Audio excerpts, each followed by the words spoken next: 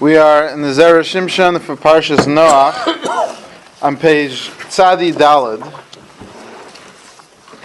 And today I thought we'd have an opportunity to look at some of the Zera Shimshon more in the realm of Pshat. You know, we've seen some very deep and esoteric concepts presented by him, and his Sefer really does try to cover all the different levels of the Torah. So I thought maybe an opportunity to see him analyze something just on a simple understanding of the verse on page Tzadi Daled, on the bottom, where it says Psukim Vatishaches Haaretz Lifnei Ha'elokim.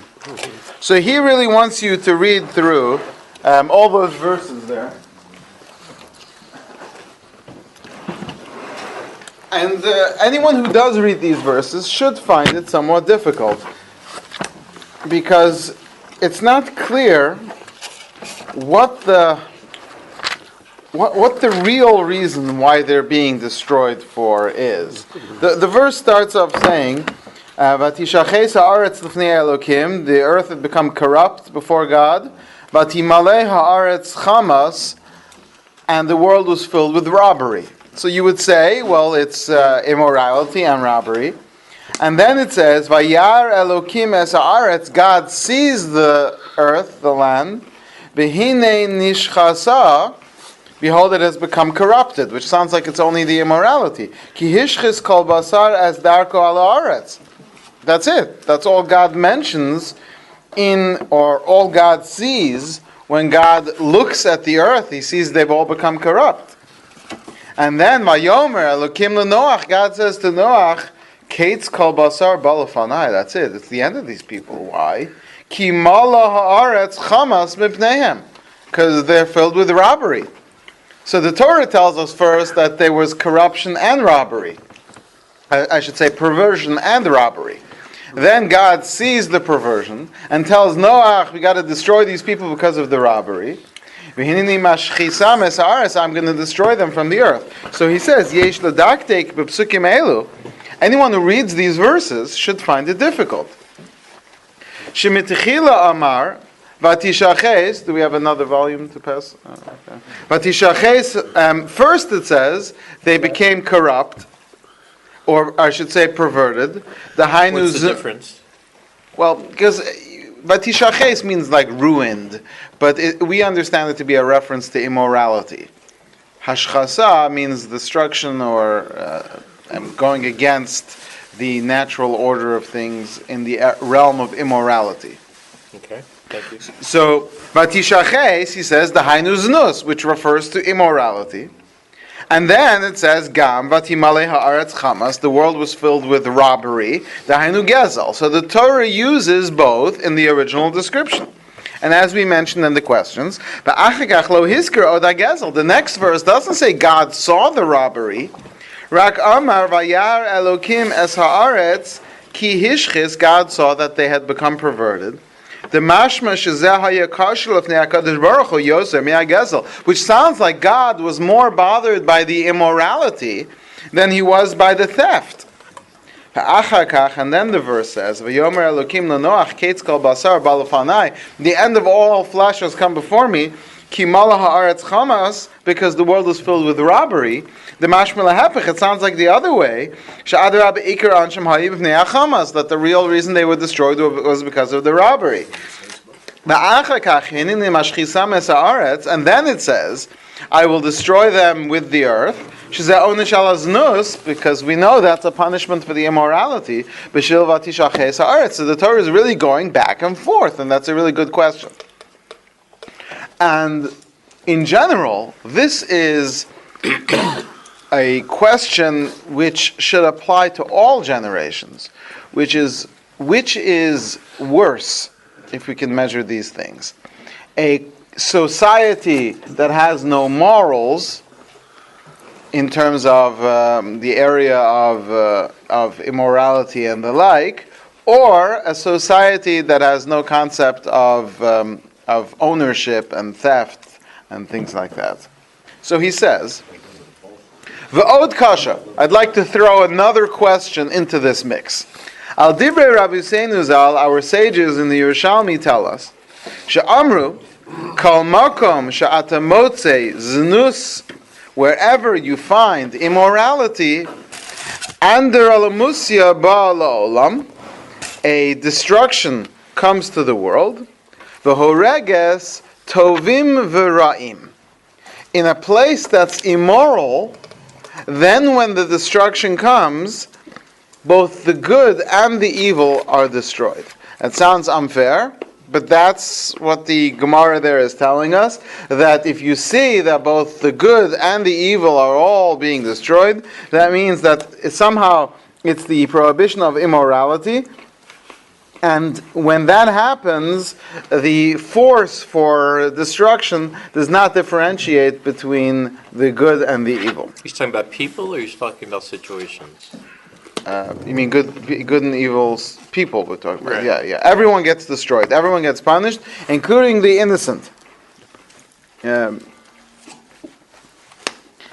imkain, accordingly, midinas nuspulvad hayu chayavim kliya. It sounds like the worst thing to bring about a destruction of a society is immorality.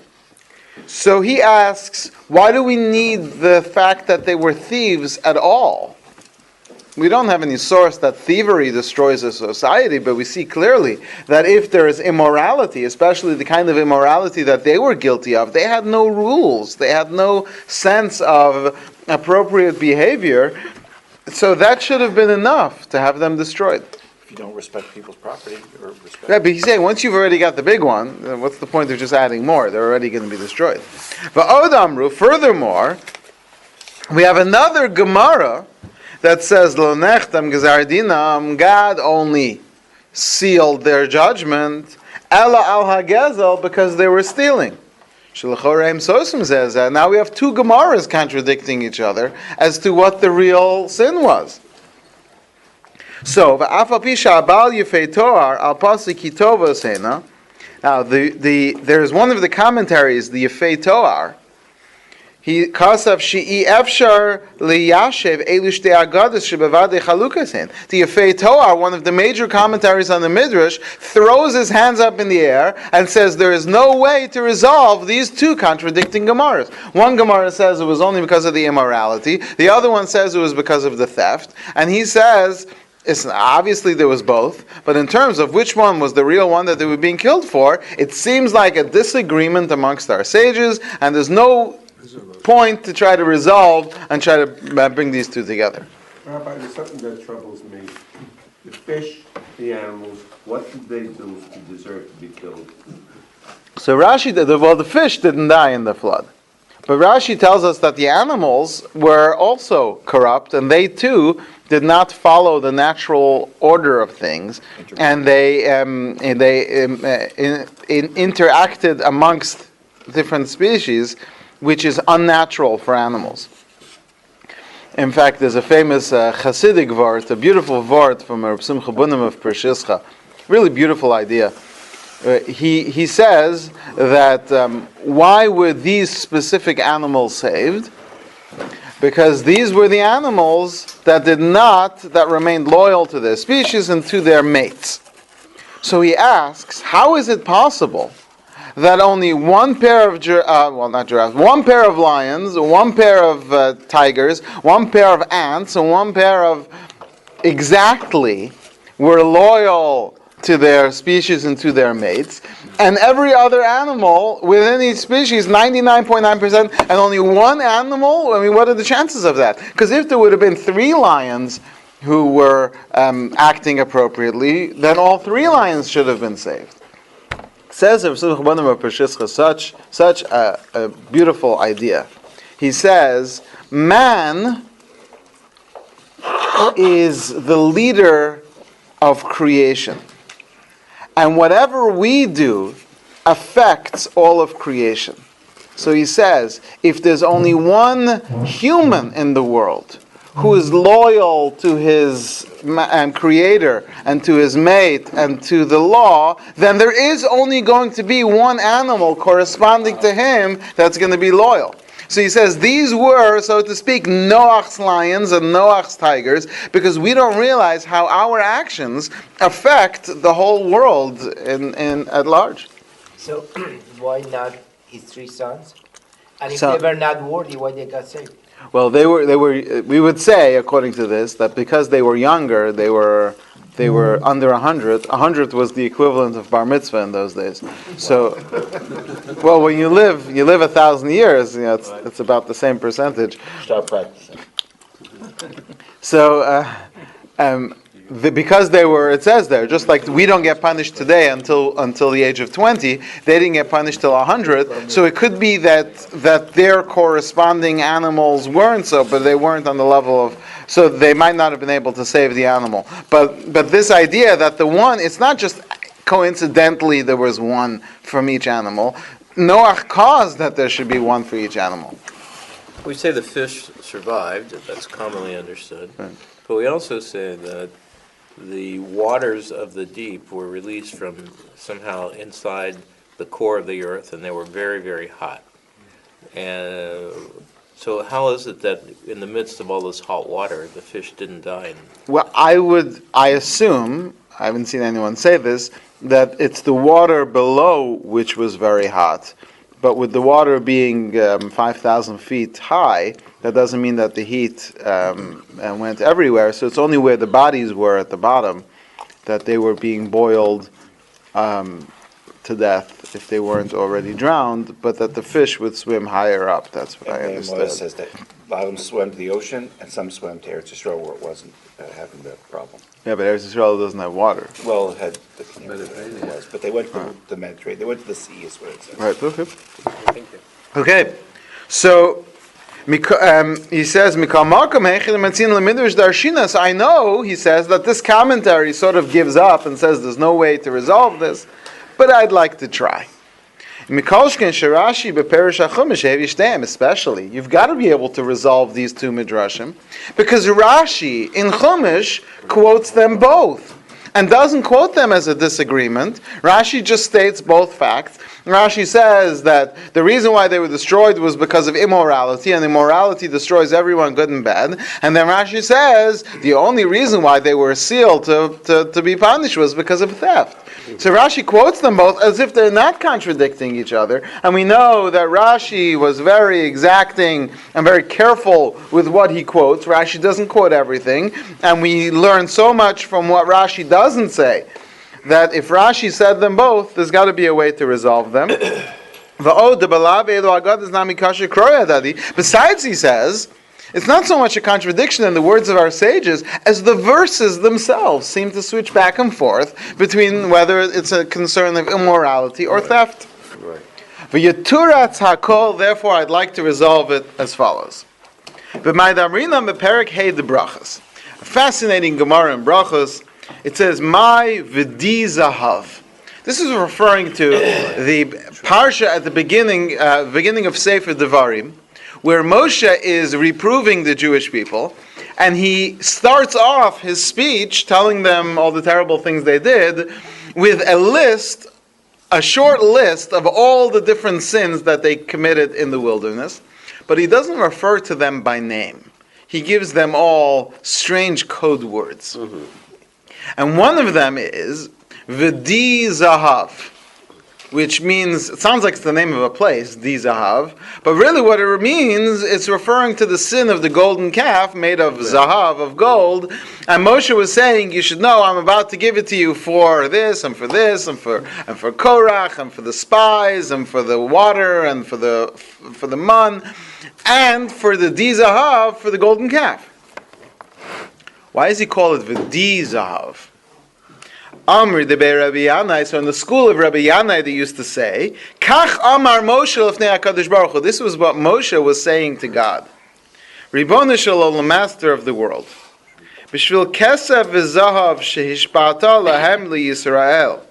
Ad she'amru dai. You gave the Jews so much gold and silver to the point where they were saying to God, enough already. Hu garam sheyasu ha'egel. That's what caused them to commit the sin of the golden calf. Moshe refers to the sin of the golden calf as the sin of too much gold, as if to say to God, you gave them all this gold, and they didn't know what to do with it. And when people, there are different kinds of people. Some people are like the dragons who sit on their gold and they can't share it. And then there's those people who just, if they have to use it, they have to spend it, they have to do something with it. And here are these Jewish people with all this gold in the wilderness. They have, who are they going to use this gold? What are they going to do with all this gold?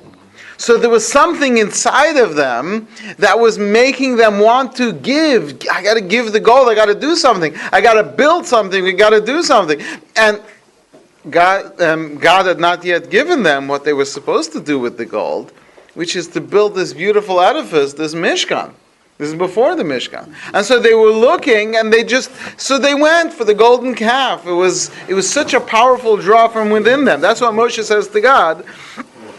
A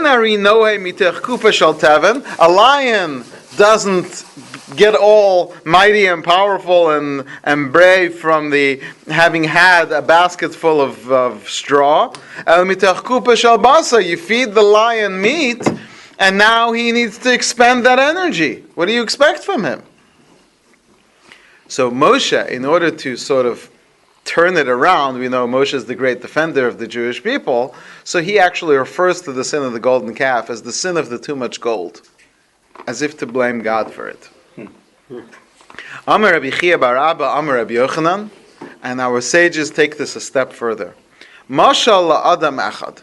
This can be compared to a man, shahayilo ben, who had a young son, let's say an adolescent, a teenager. Herchitzo, he washes him. V'sacho, and he anoints him with fine oils. V'achilo, he feeds him. V'ashkeyu, gives him a little to drink. V'talalo kis shel zav b'tzavaro, and hangs a little bag of gold coins around his neck. V'ashiva pesach zonis, and sits him down at the doorway to the brothel. Ma yasa oso aben shelo yachta. What do you expect from this young boy? Powerful imagery that our sages use, but what they're saying is that there is such a thing, that if God allows too much opportunity, if God sets you up like that to a certain extent the person can claim, I couldn't help it. And I couldn't help it is, it seems, a valid argument against God. How is this different from the complaint that Adam made regarding Chava? He said, Hashem gave the wife that he gave me. That's great.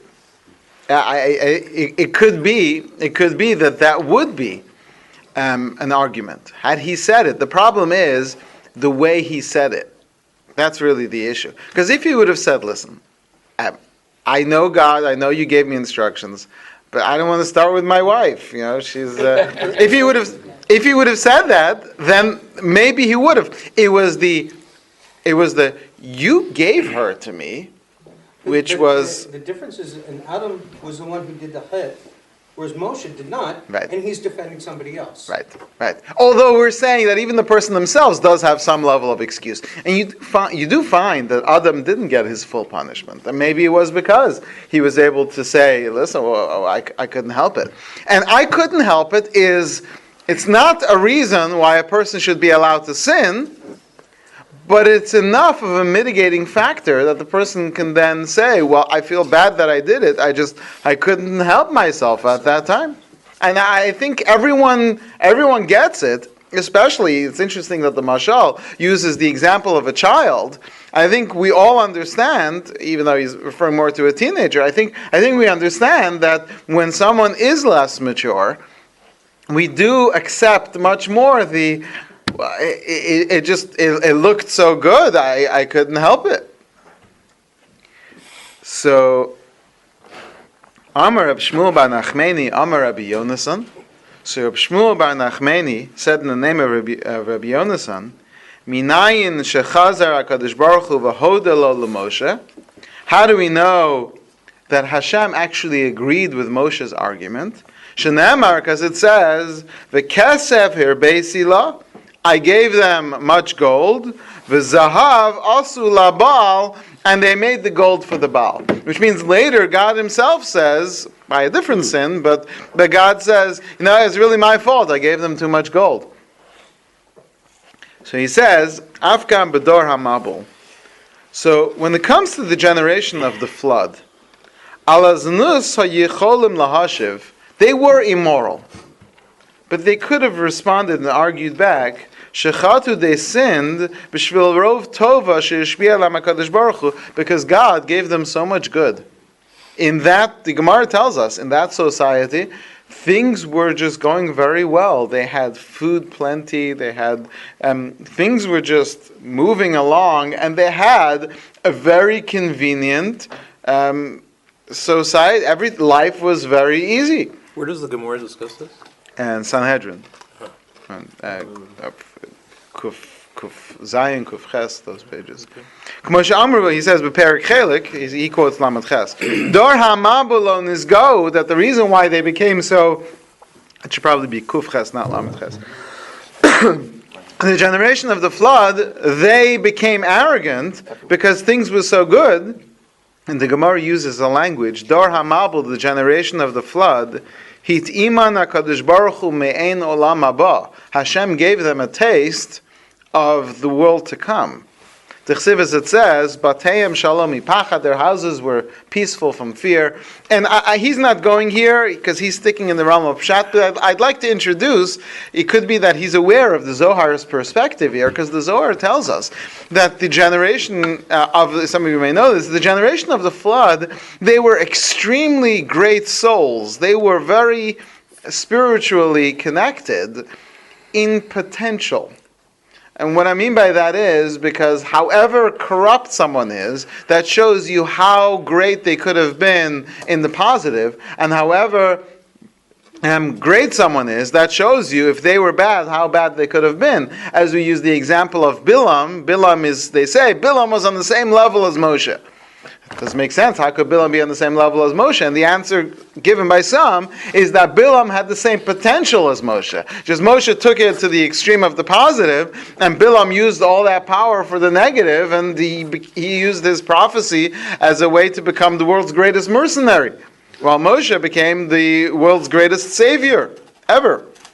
So you have that, and the Zohar tells us that the generation of the flood, they had the potential to have been, there were 600,000 of them, the generation to receive the Torah. And the Torah would have been brought down by Noach, and instead of getting the spiritual waters, which is the Torah, they got drowned in the Geshem, which means Gashmius, in the rain and the physical. That's what the Zohar tells us. And it could be that even though he's not mentioning the Zohar, but that's really what he means, is that the generation of flood, they were set up to have such a convenient world, much like the generation of the receiving of the Torah, had their bread fall from the sky and the water flowed from a rock and followed them wherever they went.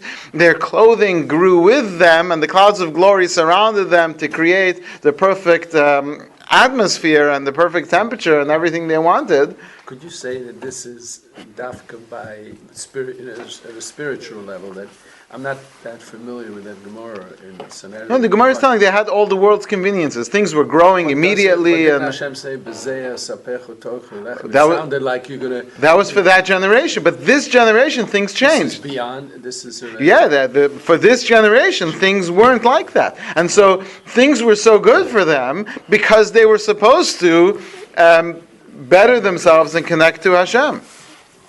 But we know that when things are so good and so convenient, you can also turn to, right? We have machines, everyone has a machine in their pocket or their pocketbook or in their hand that can give you access to every good thing in the world. And we can choose to also use it to access all the bad things in the world, and maybe worse than that, all the waste of time things in the world. So it's our choice. God gave us this gift that you can, any piece of information you want, you can communicate with every person in the world. Who are you communicating with? Right? He says, "Ve'enu chayavim kol kach." So this generation, they're not so guilty. Im halchu achar yitzram, if they followed after their inclination, shaharei kroks, if the verse says, kimarisem vayizvau, you grazed and you were sated, echsev znus yayin v'tira shikach leiv, that when it comes to immorality, when you've got all this wine and all this, so we're going to come up to heaven, God says, I gave you 120 years, what'd you do with it? And you say, well, I reached level 600 in Candy Crush, so then God's going to say, well, that doesn't count much in Olam Haba. You'll say, well, what do you want from me? Look, they had all these shiny things. And you see, maybe even there'll be some angel on the side playing Candy Crush. It's a powerful, and they could argue. They said, listen, we squeeze the grapes, it turns into wine every time we were intoxicated every day. And, wine does things. How do you understand? I mean, we're talking here, people lived an enormous amount of time. Noach overlapped with Meshushalach. I don't know, maybe even in his youth he overlapped with Adam. I'm not sure. Well, Noach shared with Meshushalach almost 500 years. Okay.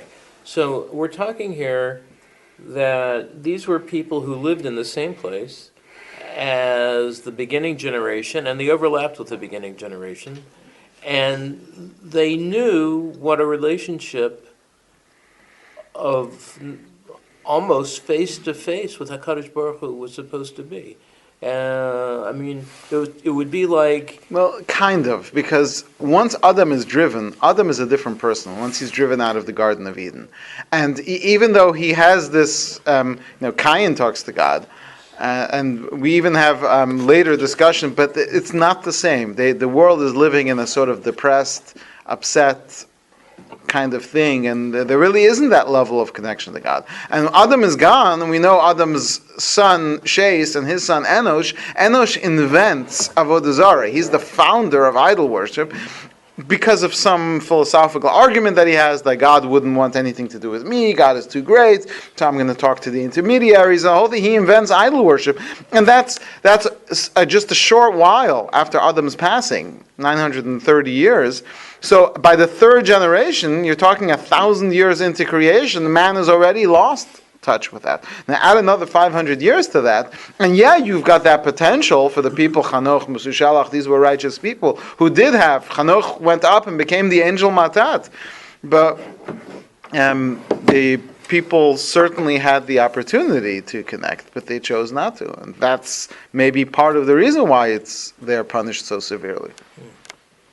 So he says, Befrat, especially, Bedaru, that generation, Shahayulem Nashim Yafos Ad Ma'od, the women were exceptionally beautiful, and I assume he doesn't just mean the women, but the men too. These were the direct offspring from Adam and Chava. This is before any bad genes were mixed in. This is before curses changed people. At this point, they were all very much like the image of God, these perfect, beautiful people. Uma yasu shelo yechtu. What do you want from these people? Ima ayin roa, if the eye sees, va'alev chomed, and the heart desires. Imikolshkin. Take a look at this. Ki afilu b'nei ha'elokim, even the fallen angels, hanishtei ha'malachim shenafu la'aretz chatu afhem. They said to God, why do you have these people? Look at them. They're a bunch of sinful people. And God says, you don't know what it's like in this world with a yetzer hara, with an evil inclination. And they said, can't be that bad. You just say no.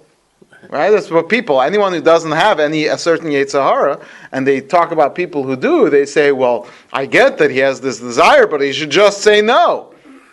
Try to last 5 minutes with that inclination. So God says to the angels, I think that's the lesson of the fallen angels. God says to the angels, all right, you guys go down. They were the biggest Bali Taiva of all. As soon as they were sent down to earth, they saw the women and they chased after them, and it became so bad, as Zohar tells us, that they had to be bound underneath the depths of the earth and underneath the mountain called Azazel, because their names were Uzzah and Azael. That's where that mountain comes from. They're like monsters almost, because they couldn't understand the power of the draw for immorality. Don't try to make assumptions. He says, and therefore God had mercy on them. He saw they were all sinning, and even though it's supposed to bring about destruction, God said, listen, I see how it draws in their heart, and they're so overwhelmed by their inclination. Let's give them some time to figure it out, to mature. But if they want to use that argument to explain why they were being immoral, they lose that whole argument as soon as they start stealing from each other. Because if things are so good, God, you just gave us so much. Why do I need the other guy? Why are you stealing? If you're saying, God, listen, you gave me all I needed, you provided me all these conveniences, then what do you expect me to do? You gave me all this money, of course I'm going to spend it on things I shouldn't. Then why are you stealing? That means that you want it to be bad. Notice the language. It didn't say they were punished because they stole.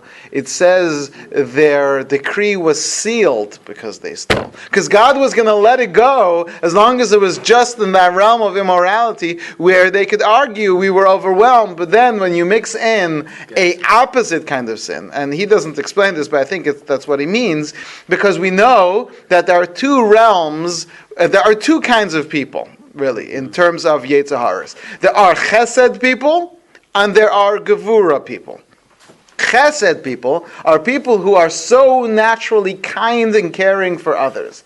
And their danger, their areas of challenge is always going to be in the realm of immorality. They're going to be drawn towards too much connection, too much giving, too much interaction in places they shouldn't interact. That's one area. And then you've got the other side, which is Gevura, severity, strength. Those are people who are, their power, their strength is limitation and restriction. Their positive is that they can withhold themselves from sinning that way, but their challenge is to withhold good from others. Now, most people are not to either extreme. Most people are some mixture of the two, of Chesed and Gevura, meaning good chesed, good gevura, bad gevura, making us more in the realm of what we call tiferes, but a different mixture of everything. And we've explained this, that Yishma, Abraham is all chesed, basically overwhelmingly chesed, and he does all this kindness, and he doesn't necessarily practice the perfection of limiting. He does create relationships with people who maybe he shouldn't keep so close, such as, let's take for example, Hashem holds it against him that he connects with Lot on that level, and some of the other examples. Because they're not bad relationships. The people, and he's too close. He's too close, and that's why his nephew, who really picks that up, has the ultimate act of too close. And Yishmael also, the limitation in their immorality. That's Abraham, because he was perfecting, his job was to perfect Chesed. Now, of course, Abraham was given one opportunity to perfect his own Gevurah, that was the Akedah, a whole longer discussion. Yitzchak, he perfects himself in the realm of Gevurah, severity, restriction, his blindness, it's who he keeps away from himself. And then Yaakov comes out that perfect balance, and that's why all his children are tzaddikim. All different, but all tzaddikim. You can have, all of us are a different mixture of these things. Our chesed comes with good chesed, bad chesed. We're supposed to try to perfect that. Now Gevurah comes with good Gevurah, bad Gevurah. We're supposed to try to perfect that. But if you see someone who's both extremes, they're on the extreme in the realm of chesed, that they are having all kinds of prohibited relationships, and then also extreme in the realm of gevura, then that's not their natural tendency that they can't help themselves. That's a choice they're making to go to both extremes, almost lahachis, as if they're doing it just for the sake of sinning. And that's what he means here. What's the example of bad chesed? Immorality. All immorality is bad chesed. So if Immorality is bad chesed. Yeah, because you are. Categories, not chesed. Why you? No, because chesed means you're giving kindness and closeness. So if someone has a relationship with a relative that they're not supposed to have, of all those listed in the Torah, so that means that you're creating a act of chesed to a place where it doesn't belong. In fact, the Torah refers to, when it talks about the prohibition of a brother and sister, the Torah says, don't do that, chesed he. So what do you mean chesed? What does that mean? Chesed. So Rashi explains based on the Gemara that, because then you'll ask, well, how come Cain was allowed to be with his sister? Because they had then Rashi says, because they had no one else. So that was a special chesed, a dispensation of chesed, that God allowed that at the beginning of creation. That's a drash. But what's the simple understanding? Is that chesed, he means, it's an overwhelming perversion of chesed, of kindness, and that's always true. In our society, the United States, it's a land of chesed.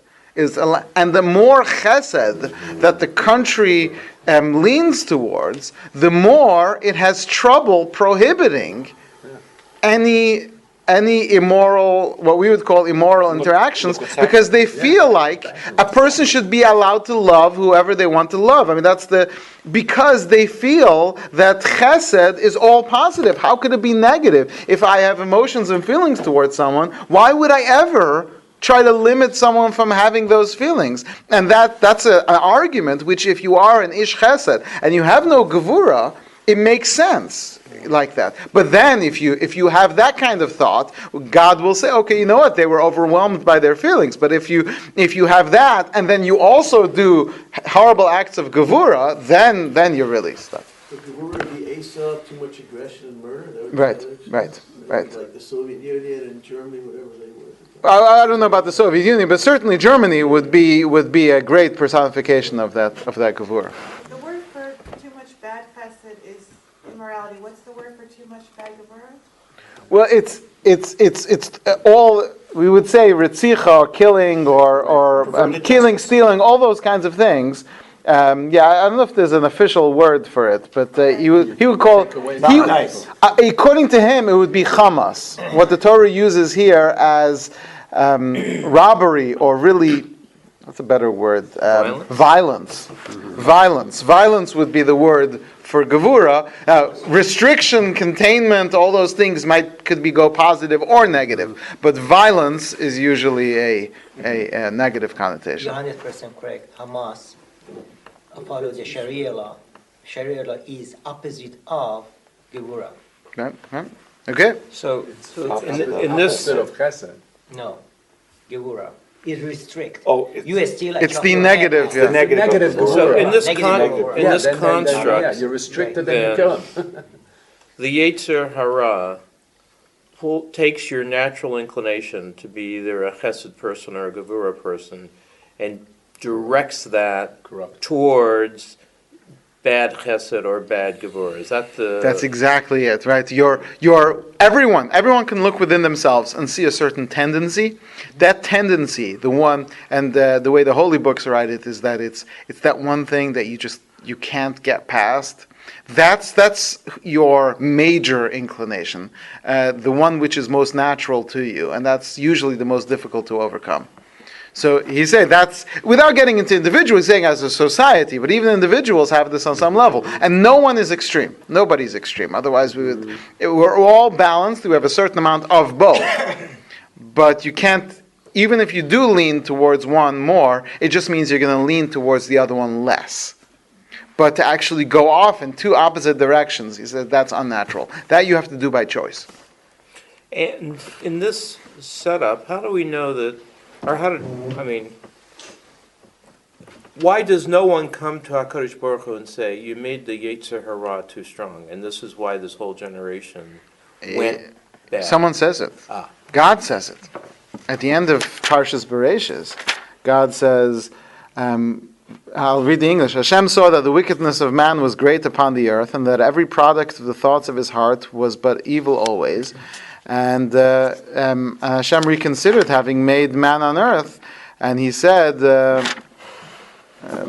Control alt delete. Ma'aseh My spirit shall not contend evermore concerning man, since he is but flesh. God himself regrets that evil inclination. He says, Ki yetzer yimachshvos liba rak rak kalayom. The way I've made man, the way they are right now, they're just not going to work. The inclination is overwhelming them. But that's the danger of free choice. That's the hazard. Right, but these people is too much. So what God is going to do, He's going to pick the one person with control and let his DNA continue the world. But these people, there's just no helping them. I mean, God Himself says it's just too much. Control, obviously, because His children don't. Well, He's not perfect, and he isn't Abraham. But what God isn't saying there is that I, God, made this. Well, the Gemara says that's basically what God is saying, because God says it's God saw that the people were wicked because their inclination was too difficult for them. And the Gemara says there were three things that God regretted making, and the whole.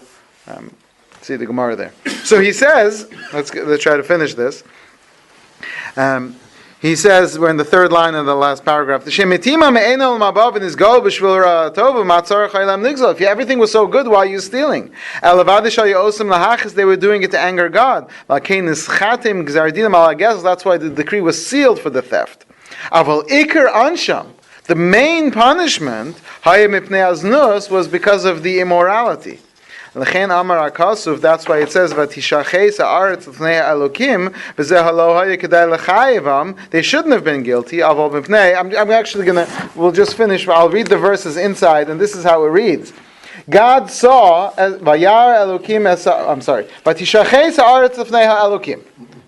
people were immoral. And the world was filled with theft. The Torah is telling you for a fact that both were there. And you're supposed to think in your head, wait, that's two extremes. God saw that the people were corrupt. In Ishchasa ki hishchis, God saw that they were perverted. That's what God saw. But God says to Noach, Kates kol basar balafanai, the end has come. Meaning, I'm not going to tolerate what I've seen, ki mala haaretz chamas mipneim, because the world is filled with robbery. But that's not why I'm punishing them. I'm going to be mashchis them, destroy them for the acts of immorality, because I see that they're stealing as well. Says the Zera Shimshon that actually they're both true, but they play different roles. The real punishment is the perversion, because that's what destroys a society.